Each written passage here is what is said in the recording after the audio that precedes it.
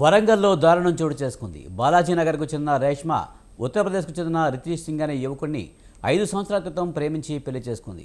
వీరికి 3 పిల్లలు ఉన్నారు. 6 నెలల నుంచి రితీష్ సింగ్ స్నేహితుడితో రేష్మి వివాహేతర సంబంధం కొనసాగిస్తుంది. దీంతో పలుమార్లు రేష్మిని మందలించారు పెద్దలు. ఇదే విషయమై భార్యాభర్తల మధ్య వారం రోజుల నుంచి గొడవలు జరుగుతున్నాయి.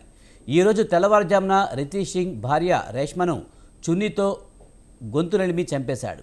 ఘటనా స్థలానికి చేరుకున్న పోలీసులు కేసు నమోదు చేసుకుని విచారణ చేపట్టారు.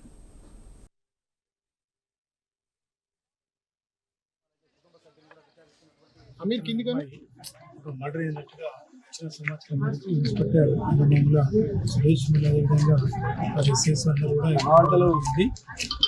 ఈ పిల్ల యొక్క 5 years అవుతుంది.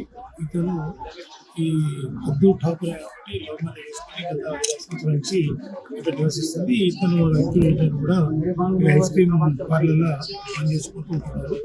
సో గత 5 years నుంచి కూడా వాళ్ళ తల్లిదండ్రులతో ఇబ్బంది ఉంటున్నారు. సో దాన్ని అమ్మాయి గత 3 నెలల నుంచి కొద్దిగా వేరే పనుల మీద బయటకు వెళ్ళడం, తర్వాత అమ్మాయి రాకపోవడం వల్ల